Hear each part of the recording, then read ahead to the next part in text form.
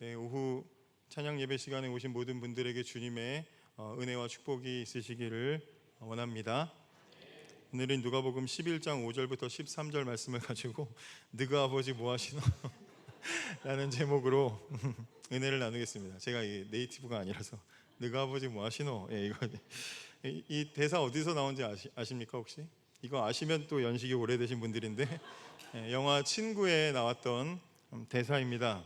어느 장면에 나온지 아십니까? 학교 수업 시간에 성적 떨어진 애들을 쭉 줄 세워놓고, 옛날엔 그랬죠. 옛날 학교는 그랬습니다. 선생님이 볼때기를 딱 잡고 아버지 뭐 하시노? 이제 물어보잖아요.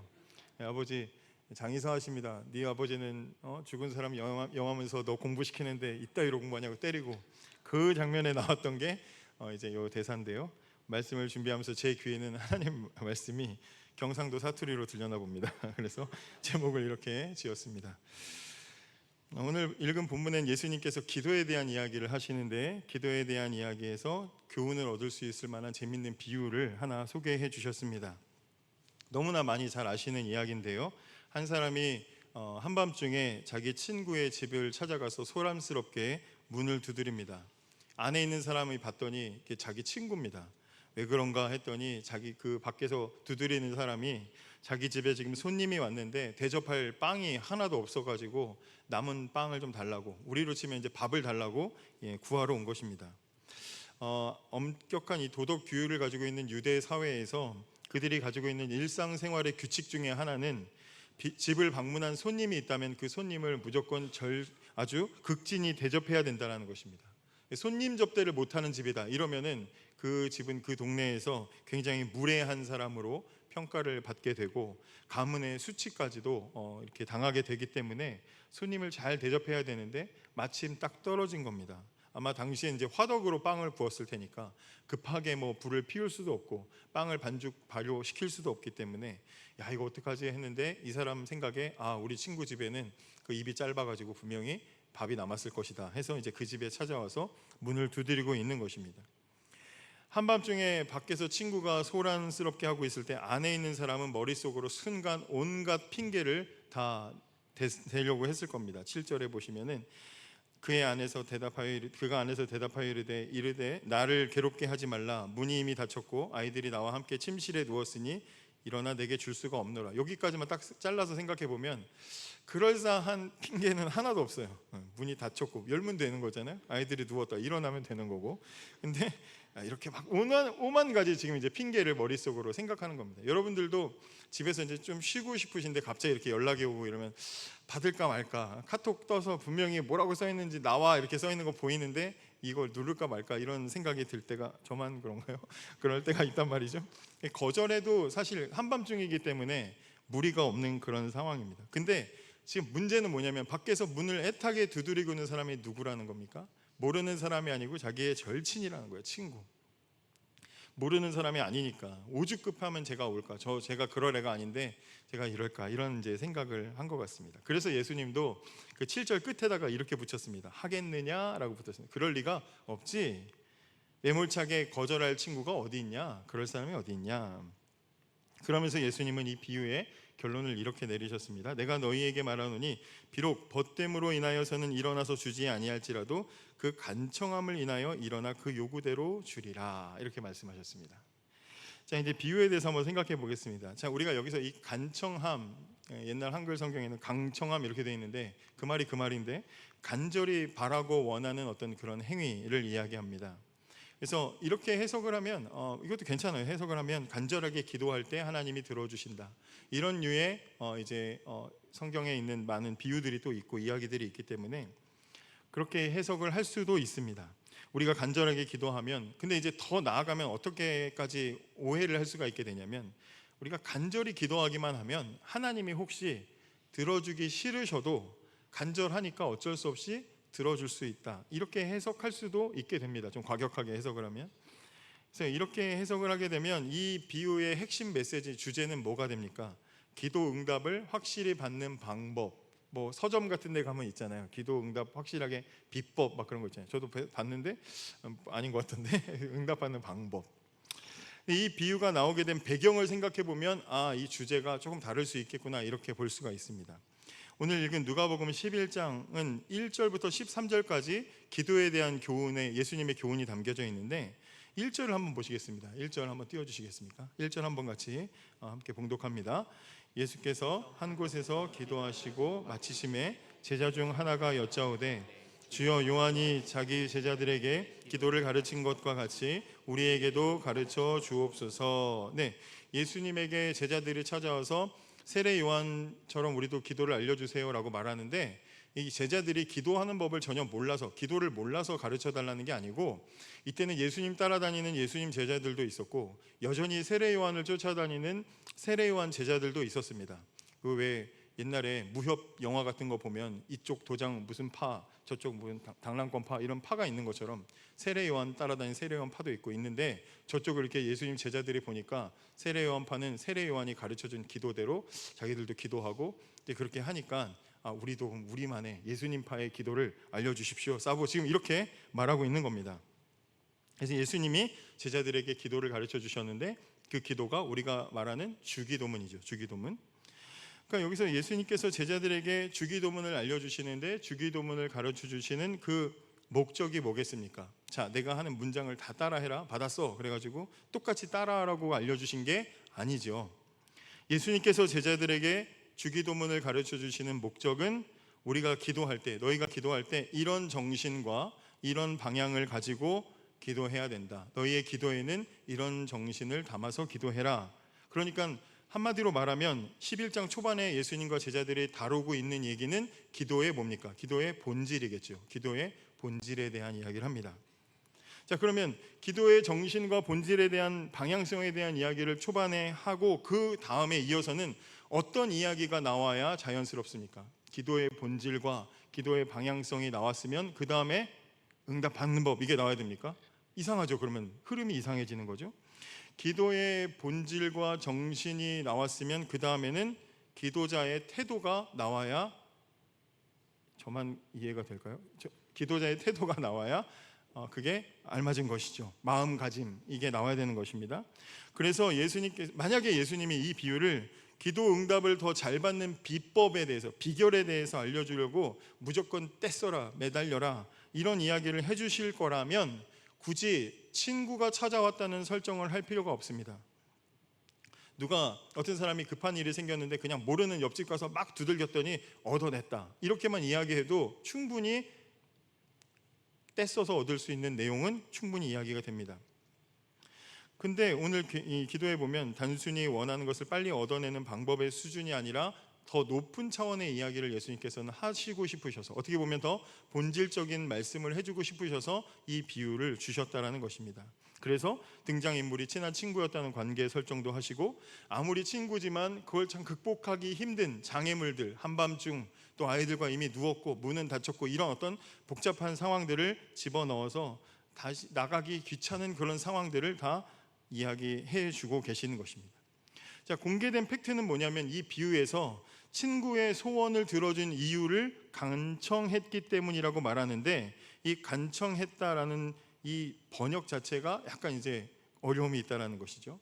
그 의도와는 조금 어려울 수가 있습니다. 그래서 이 말씀을 다시 보니까 이 간청하다라고 하는 아나데이아라는 이 헬라어는 간절하게 요청한다라는 말보다는 어떤 의미로 해석하는 게 더 맞냐면 이게 좀 이제 불경스러울 수는 있지만 뻔뻔하다라고 해야 더 어울립니다. 뻔뻔하게 기도해라. 간청함을 뻔뻔함이라고 해석을 하게 되면 한밤중에 자고 있는 친구를 찾아가서 온 동네가 소란스럽게 문 두드리는 뻔뻔한 친구 이야기로 이 본문의 비유를 우리가 이해를 할 수가 있게 됩니다. 그렇게 되면 이 비유의 교훈도 바뀝니다. 우리가 하나님께 기도할 때는 최선을 다해서 뻔뻔하게 기도해야 한다. 좀 말이 좀 이상하죠? 뻔뻔하게 기도해야 한다. 뻔뻔함이란 기도의 응답을 받는 방법이나 비결과 연결되는 게 아니라 뭐와 연결됩니까? 태도와 연결되는 거죠. 그러니까 흐름상으로는 맞습니다. 자, 그러면 이 뻔뻔함이라는 걸 좀 생각을 해봐야 되는데 이 비유 속에 진짜 이 사람은 뻔뻔합니다. 이미 다 누워서 자고 있는데 찾아와서 문을 두드리고 빨리 나오라고 문 발로 차면서 뭐 그렇게 예수님 말씀은 안 했지만 안 나오면 부순다 막 그러면서 막 협박을 하고 있는 그런 상황. 한밤중에 빌리로 오는 주제에 미안해하지도 않는 당연한 듯 요구하고 있는 이 친구의 모습을 다시 잘 보십시오. 굉장히 뻔뻔하게 느껴진다는 것이죠. 이런 친구가 있다면 굉장히 벌써부터 스트레스를 받게 되는 겁니다.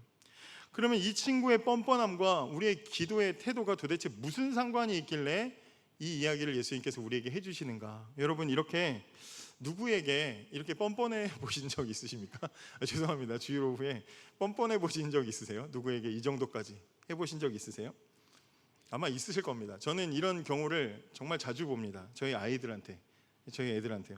저희 애들은 진짜 뻔뻔한 애들입니다. 지금 뭐 여기 없지만 뻔뻔한 애들이에요. 얘네들은 제가 뭐 지금은 안 그런데 하루 종일 막 이제 애들 어릴 때는 하루 종일 교회에서 뭐 하여튼 뭐 장례 나서 막 어디 멀리 운전하고 와서 막 밤늦게 이제 피곤해 가지고 누우려고 하는데 그때 와서 놀아달라고 얘기합니다. 이거 접어줘, 만들어줘, 놀아달라고 해요.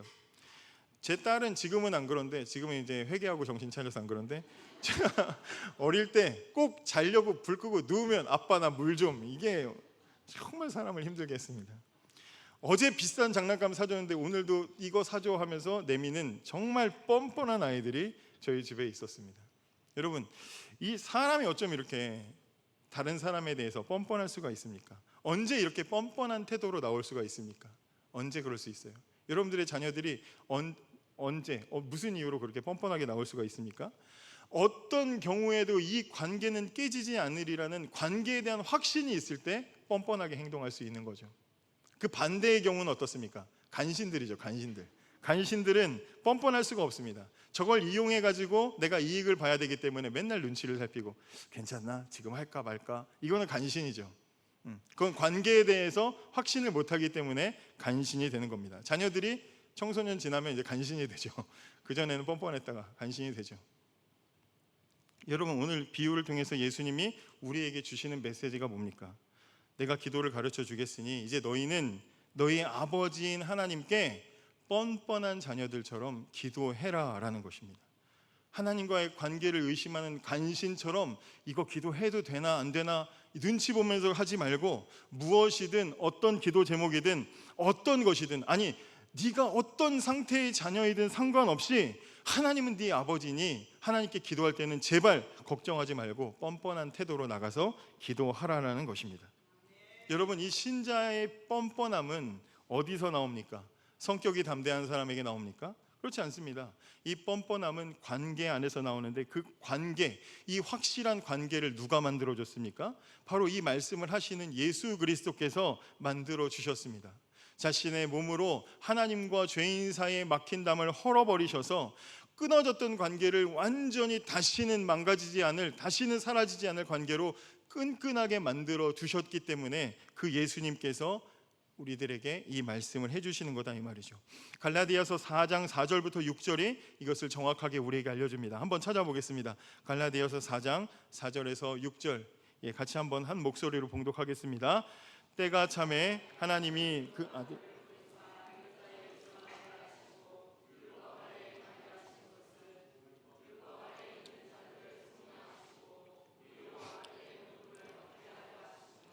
너희가 아들이므로 하나님이 그 아들의 영을 우리 마음 가운데 보내사 아빠 아버지라 부르게 하셨느니라. 아멘. 우리가 하나님을 아버지라고 부를 수 있는 것은 여러분들이 착해서가 아니라, 여러분들이 기도를 열심히 해서가 아니라, 그리스도께서 우리 대신 그 값을 치르시고 하나님과 관계를 다시 회복시켜 주셨기 때문입니다. 예수 그리스도의 십자가가 우리가 하나님께 뻔뻔하게 나아갈 수 있는 증거가 된다, 이 말입니다. 다시 돌아와서 예수님이 제자들에게 기도를 가르쳐 주실 때 그 말이 뭐였습니까? 주기도문의 처음이 뭡니까? 아버지여 이름이 거룩히 여김을 받으시오며, 아버지라고 부르게 하셨습니다. 예수님은 제자들에게 너희 하나님을 아버지라고 불러라 했습니다. 이 비유는 아마 이 아버지라는 단어 때문에 나온 게 분명합니다. 하나님을 아버지라고 부를 수 있는 이 기도는 당시의 제자들에게는 굉장히 파격적인 그런 기도였을 것입니다. 왜냐하면 이전에도 물론 이스라엘 백성들에게 하나님은 아버지셨어요. 하나님은 아버지. 근데 여기서 말하는 하나님 아버지 개념은 이게 맞는 건지 모르겠지만 단군 할아버지 생각할 때 그 멀리 민족 전체의 어찌 높은 분, 그런 뜻의 아버지의 개념이었습니다. 그래서 감히 다가갈 수 없고 멀리 있는 근엄하고 다가갈 수 없는 그런 존재로서의 아버지의 개념을 가지고 있었습니다. 그런데 예수님께서는 제자들에게 이 기도를 가르쳐 주시면서 하나님을 아버지라고 부를 수 있는 그 특권이 너희들 개인, 신자 개인에게도 있다는 놀라운 약속과 선언을 지금 해주고 계시는 것입니다. 그래서 이 아버지라는 단어를 예수님은 아바라고 쓰셨는데, 잘 아시는 그 아바라는 단어를 쓰셨는데, 우리로 표현하면 사실은 아빠라고 발음을 해야 훨씬 더 정확한 표현이 됩니다. 근데 이제 우리가 성경책이 또 아빠 이렇게 읽으면 좀 그러니까 이제 아바 이렇게 써 있는 거예요. 아버지 이렇게 해석을 한 것 같습니다. 그러니까 여기서 예수님이 가르쳐 주신 이 기도는 어렵고 어색하고 저기 멀리 계신 민족의 아버지인 하나님께 나아가는 기도가 아니라 내 약점도 알고 내 못난 부분도 알고 내 무지함도 알고 어제 오늘 내가 저지른 문제도 다 알고 계시면서도 여전히 나를 사랑하셔서 나를 품에 안아주시는 내 아빠, 그 아빠로 의지하는 자들이 드리는 기도다 이 말입니다.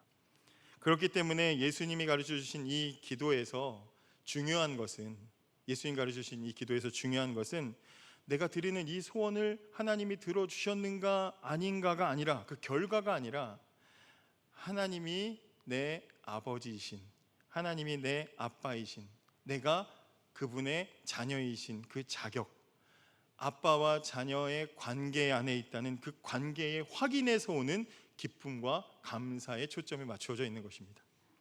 그러므로 오늘 비유가 우리에게 주는 메시지는 기도의 자리에 나아갈 때마다 너희가 아빠 하나님의 사랑받는 자녀라는 것을 잊지 말고 기도해라, 이렇게 이 메시지가 되는 것입니다.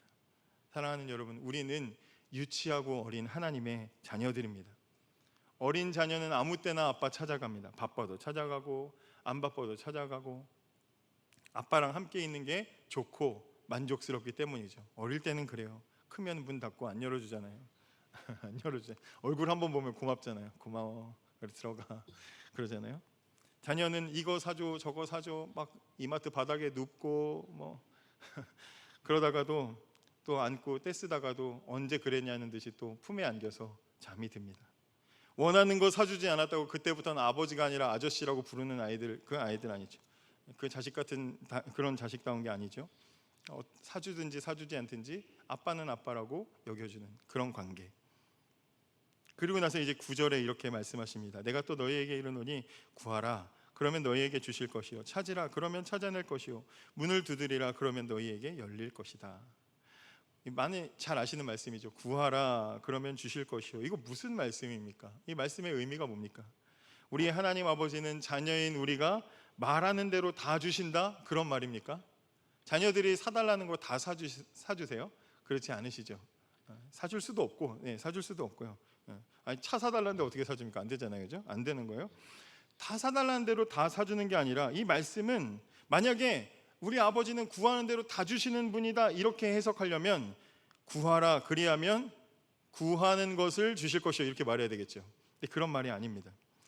이 문장의 맨 뒤에 뭐라고 되어 있습니까? 하물며 너희 하늘 아버지께서 구하는 자에게 성령을 주시지 않겠느냐. 제일 중요한 단어는 하물며입니다. 하물며.